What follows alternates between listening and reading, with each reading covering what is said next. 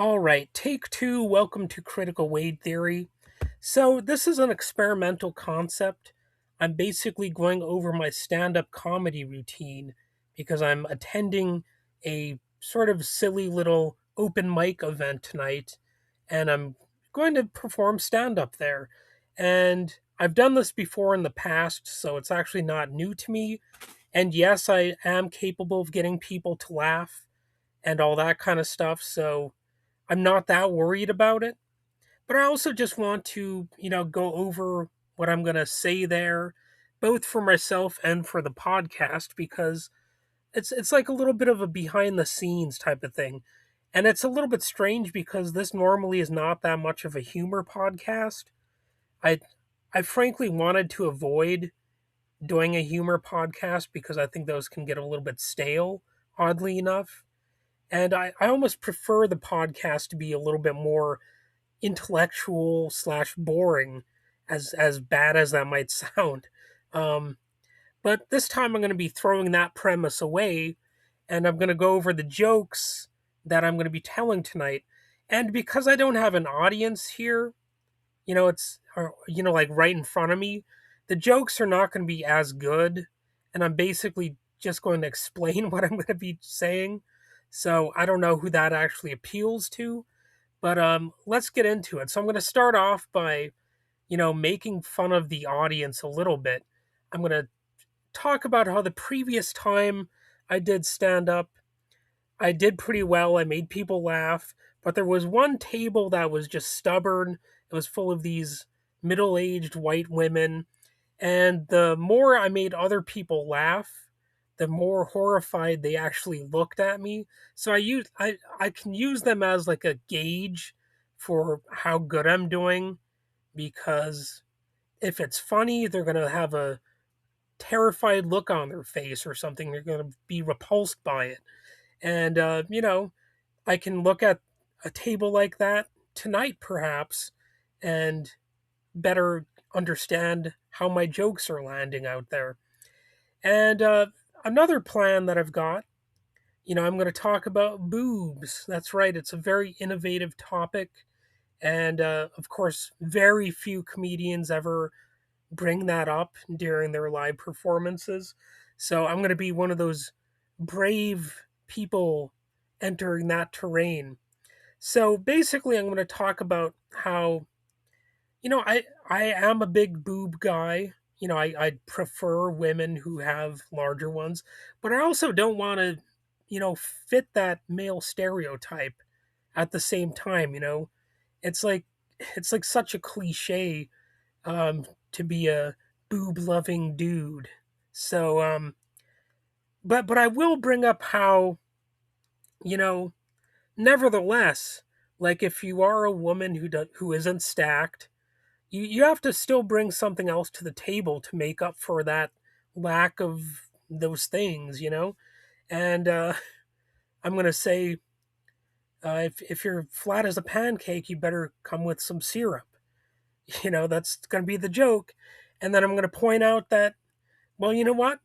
It's not just some anti-woman misogynist sort of thing for me, because there are some things that I lack that I can't properly make up for myself.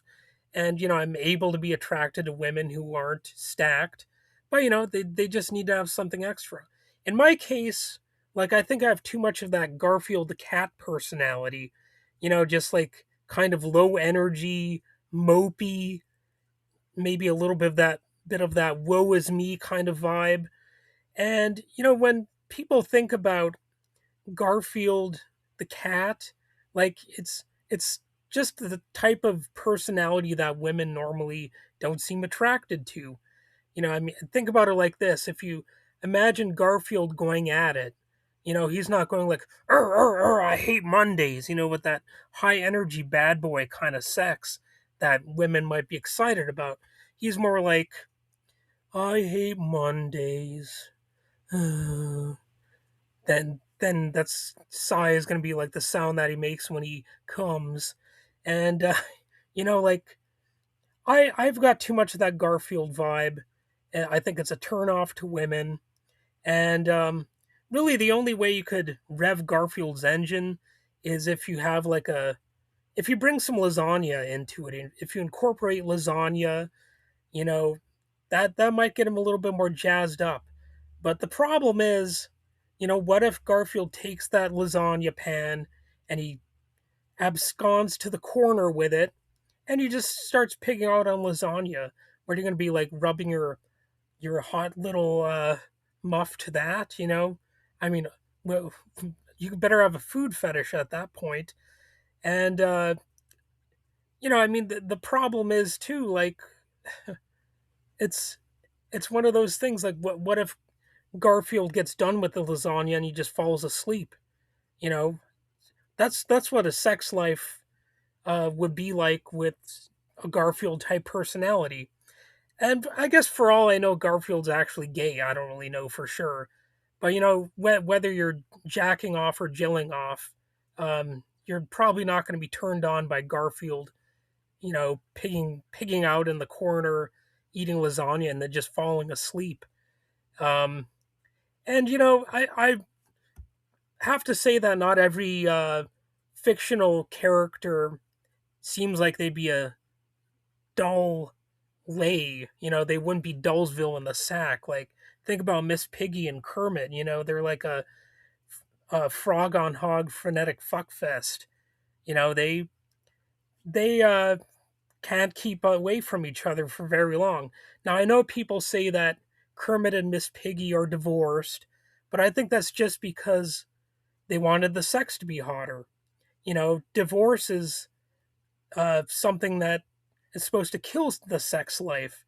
It's like divorced sex is sex you're not supposed to have. So when they go at it now, it actually makes it hotter. There's like more of a taboo element. And those two are into taboos because, it's a frog and a pig, for Christ's sakes. Of course they're into pushing boundaries. And don't tell me you've never thought about those two together either. Obviously you have. You've thought about Kermit's amphibian tongue darting out to taste her bacon bits, her riding on top, his frog log permeating and pulsating in her porcine pussy. You've thought about that. Don't lie about that. I know, I know. And you know, those two, they just can't keep their they just can't keep away from each other. And he's out there slamming ham. He just can't give it up. And also the Ninja Turtles. If you think about all these fictional characters, uh, you've probably thought about the Ninja Turtles going at it with April. I mean, a big Ninja Turtle orgy with April O'Neil, that like practically writes itself. You could imagine their shells clacking together as they go at it, trying to find the best angle to bring April to immense pleasure. And it's a matter of turtle power. Cowabunga dude, as they go to town on April. And Splinter's somewhere in the adjacent room. He's watching and having his own fun. And the turtles, they don't acknowledge it because he's their sensei. It's out of respect. And April kind of gets off on it. You know, so it's like a little secret between all of them. And I mean, if you think about it, why do they call Splinter in the first place? Well, it's because he's always handling his wood, So I mean, it's a crazy fact that keeps them, cohesive as a team. They're more able to battle Shredder and Krang, and you just know that Krang and Shredder watch as Rocksteady sucks off Bebop too. I mean, there's all kinds of kinky shit happening behind the scenes here. And I mean, they could say that April's hot as a pizza pie as they get in there and do their turtley duty. And it's weird maybe to think about April going at it with the turtles, but you know what they say, once you go turtle, there's no longer a hurdle. And once the turtle van's rocking, you don't come a knocking.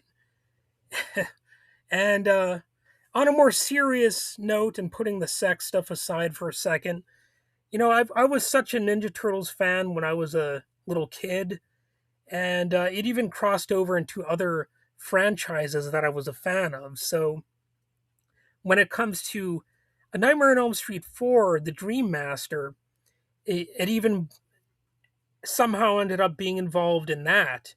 So there's a scene toward the end of the movie where Freddy is battling April, or not April, Alice Johnson, and like she's the main protagonist of the movie, and it looks like Freddy's about to take her out with his razor glove and all that, and he boasts to her, "I am eternal."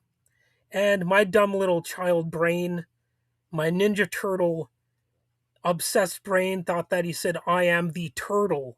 So just think about that shit for a second. Like, Freddy Krueger was somehow such a big Ninja Turtles fan that he was bragging about being like the head turtle, and like that was a major factor in his life.